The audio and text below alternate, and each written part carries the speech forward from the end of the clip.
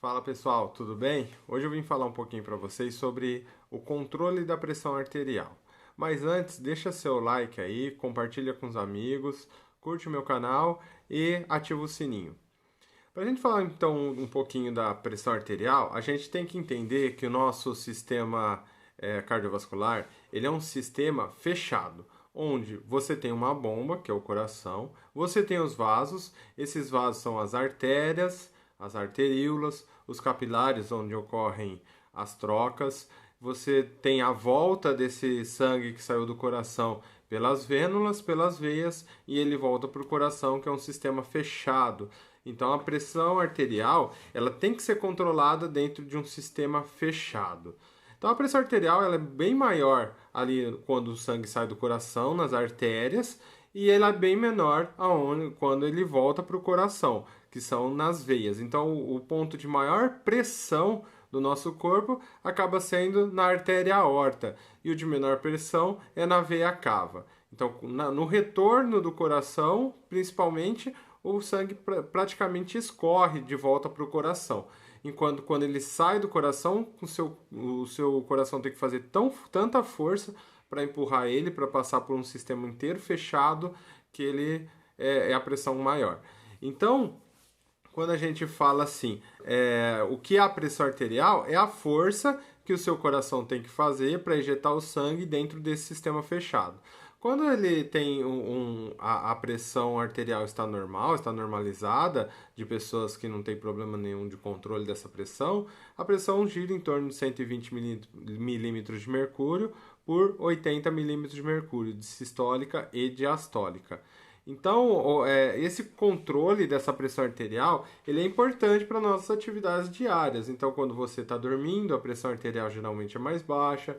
Quando você levanta, a pressão arterial, ela geralmente ela tende a dar uma aumentada, não que ela vai ficar a níveis extremos, mas ela vai chegar nos níveis 120 de sistólica e 80 de diastólica. Quando você se exercita, geralmente ela dá uma aumentada, principalmente na pressão arterial sistólica, e depois ela acaba voltando para valores normais, valores mais baixos. Então esse controle fino da pressão arterial ela é importante principalmente nas atividades do dia a dia.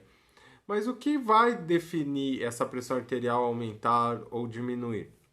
A resistência periférica normalmente.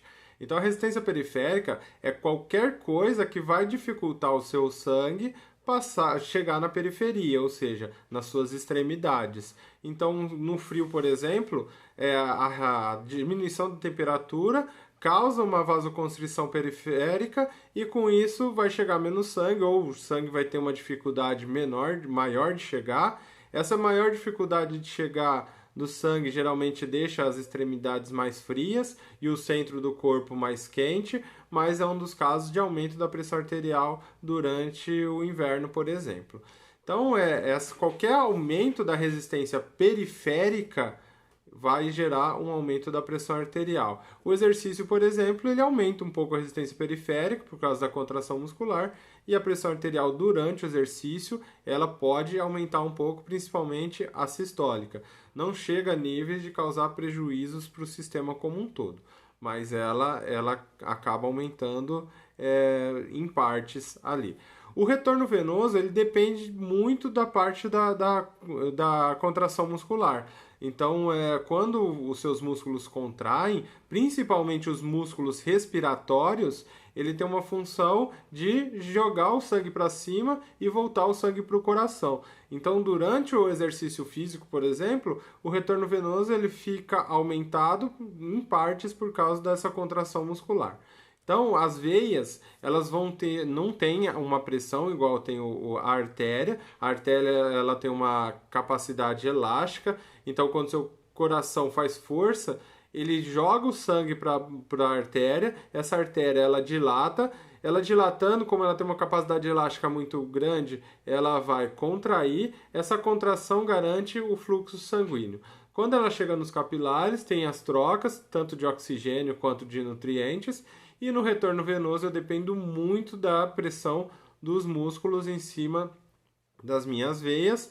logicamente, não só os músculos, nas veias das extremidades, a gente tem algumas válvulas que impedem o refluxo do sangue, e quando ela chega no tronco ali, na veia cava, ela perde essas válvulas, e aí os músculos respiratórios são responsáveis pelo retorno venoso em grande parte. Então esse retorno venoso e essa contração muscular ela é importantíssima nesse retorno venoso, que é importante também no controle da pressão arterial. Para que serve então a pressão arterial? A pressão arterial ela serve para a distribuição do sangue no nosso corpo. Então, por exemplo, cada parte do nosso corpo ele vai receber uma quantidade X de sangue em repouso. Em exercício, normalmente a quantidade de sangue que chega em cada parte do nosso corpo diminui em percentual, mas em quantidades físicas, né, em litros, geralmente chega um pouquinho mais de sangue. O nosso sistema nervoso, por exemplo, ele é muito beneficiado. Percentualmente chega menos sangue, mas chega mais sangue em quantidades, que aumenta a oxigenação e acaba trazendo benefícios a longo prazo com o aumento do fluxo sanguíneo cerebral. E o que faz esse controle? A gente tem vários sistemas de controle do nosso sistema cardiovascular no controle da pressão arterial. Um dos sistemas são barorreceptores que nós temos nos grandes vasos carotídeos, principalmente. Esses barorreceptores são receptores de pressão que identificam o aumento ou a queda da pressão arterial a cada batimento, mandam informação lá para o seu sistema nervoso, lá para o seu tronco encefálico, que manda uma resposta para o seu coração. Aumenta ou diminui a força de contração para aumentar ou diminuir a pressão arterial. Outros fatores, se você tiver com a pressão baixa, você vai ter estímulos simpáticos para aumentar a secreção de adrenalina e noradrenalina, que vai aumentar a constrição periférica. Então, o controle da pressão arterial, em partes, ela é feita pelo seu sistema nervoso central. Outra parte são a parte hormonal. Então, a aldosterona, por exemplo, que é um hormônio teoricamente que aumenta a pressão arterial, ela quando você está em momentos de desidratação, ela aumenta e tenta reter uma quantidade de sódio para manter sua pressão arterial regulada. Muitas vezes o desequilíbrio dessa aldosterona é que pode gerar, em partes, o aumento da pressão arterial. Uma parte também da aldosterona ela é importante na excreção de potássio. Excesso de potássio, a aldosterona ela ajuda nessa excreção dessa aldosterona. Sistema renina-angiotensina, ela é importantíssima. A renina é um hormônio ali produzido pelos seus rins. Quando a pressão arterial ela diminui no rim, essa renina geralmente ela é produzida. Essa renina ela tem um papel importantíssimo na conversão do angiotensinogênio em angiotensina tipo 1, que vai ser convertida pela enzima conversora de angiotensina em angiotensina tipo 2, que é um vasoconstritor importante. A angiotensina tipo 2, ela estimula a síntese de aldosterona, que vai ajudar na conservação do sódio, na conservação dos líquidos. Ela é importante no momento de manter uma pressão arterial estável durante o exercício ou durante períodos de desidratação, onde você não tem a condição de tomar líquidos, né?